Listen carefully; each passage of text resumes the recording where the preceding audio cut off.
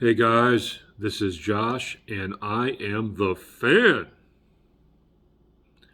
of the State of the Saints podcast. Now, I haven't done a State of the Saints reaction video in a very long time, probably like a month, maybe 2 months now. And I occasionally react to TJ's videos, and you guys know that, but I don't do it all the time because this is not a sports channel, it's a self improvement channel, and I have other purposes for this channel besides just like talking sports. But you guys know I'm a big fan of the State of the Saints podcast with TJ over there, and he's a friend of mine. So I decided to start doing some reactions to some of his stuff just to make things interesting. But in this case, I'm jumping out ahead of TJ.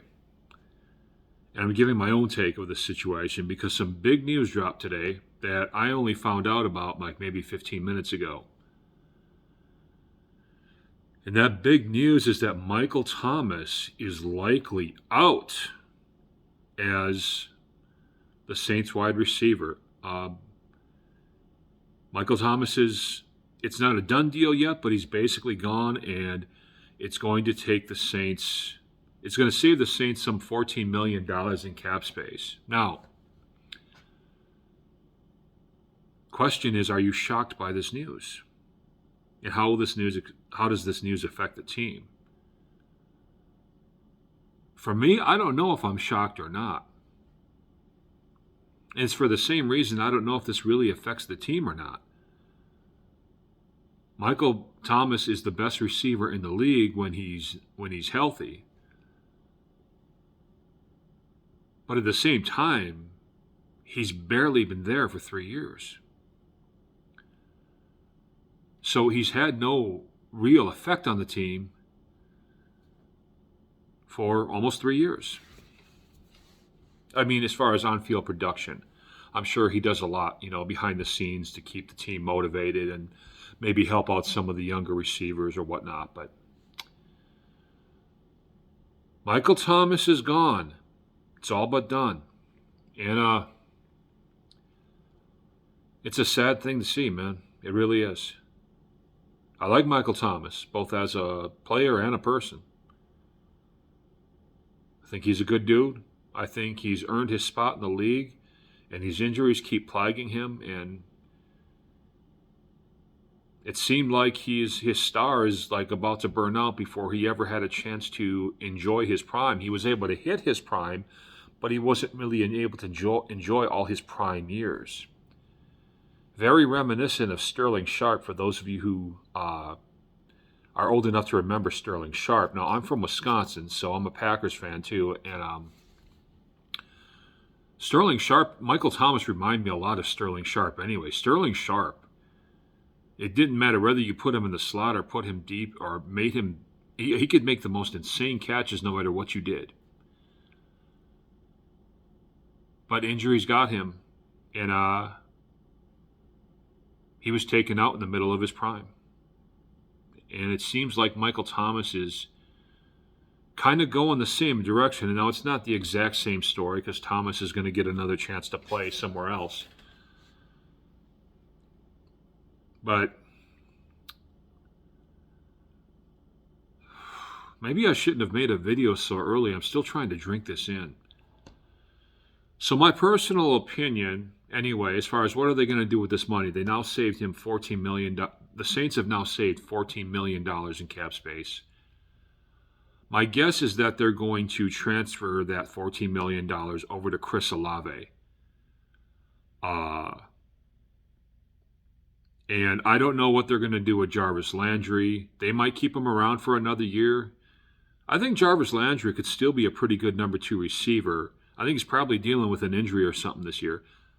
I think he could probably still be a good number 2 receiver behind Chris Olave, so long as he's healthy. And so long as he has a good enough quarterback to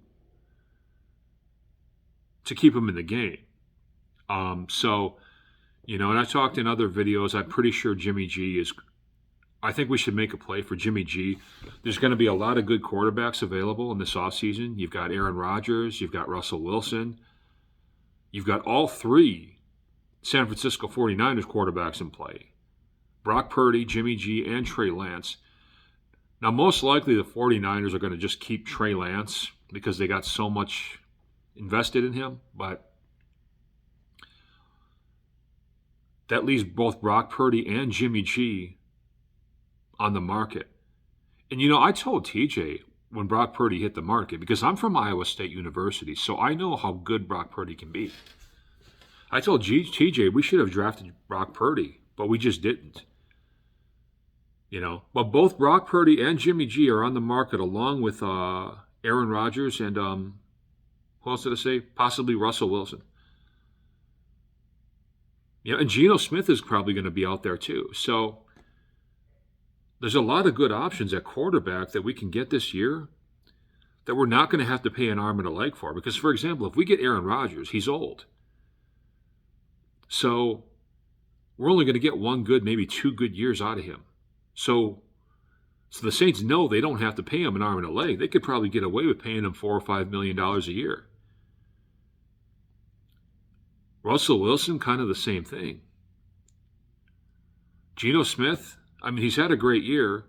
It's starting to slow down a little bit now, but he's not going to come in commanding no $20 million, $30 million a year. Neither is Jimmy G. Jimmy G would probably be the most expensive quarterback on that list, and even he isn't going to be all that expensive. And if we don't get Jimmy G or Russell Wilson or Aaron Rodgers, Brock Purdy is still out there, and Brock Purdy is a fine option. He's a fine option. Me, I'm pushing for Jimmy G, but I'm kind of going off on a rabbit trail here. So let me take this back to the original point I was trying to make here. So Michael Thomas is out. They're not going to let Chris Olave go, so they're probably going to give the money from Michael Thomas to Chris Olave. However, they have to rearrange to do that. That $14 million that they're saving in cap space, that's going straight to Chris Olave. I can't see it going anywhere else. If we're smart, we'll try to make a play for A.J. Dillon so that we can have like a power back to complement Alvin Kamara. And Kamara's getting up there in years too. He's not going to be able to do that high-speed stuff forever. Isn't he like 30 now? So he's got a couple of good years left so long as they use him properly. But we really need one of those 240, 250-pound running backs that can take hits on every play and go up the middle on most every play and, get us a few yards per carry every day to complement him so that he can do his speedster stuff. So that's what I would do in this offseason, especially now. Maybe draft another receiver. There's probably going to be a couple of veteran receivers out there on the market that are still pretty good that we can replace Michael Thomas with. Receivers that might be 32, 33 years old, but still have a little something left in the tank and can also be a good number 2 behind Chris Olave. And we can probably pick them up for pretty cheap. So we're going to be okay at receiver. You know what I'm saying? So we got to address running. Now, the offensive line I actually think is getting a lot better. So if they stick with everybody from this offensive line, I'm good with it. They have just come leaps and bounds ahead of where they used to be. There's things in the D-line that need to be addressed, but I think the talent is still there on the D-line. So that's probably going to take some money to fix. Our secondary is really good. We don't really need to mess with that. I would love to bring Marcus Williams back, but that's not going to happen. C.J. Gardner-Johnson, that's not going to happen either. But Michael Thomas is gone. So if Michael Thomas ever sees this, man, I just want to say thanks for the memories. You sure picked up my spirits a lot of times when my spirits were down as a Saints fan. And wherever you go, I know if you stay healthy, you're going to have a lot of success. You're still darn good. You're still darn good, and you still got something to prove.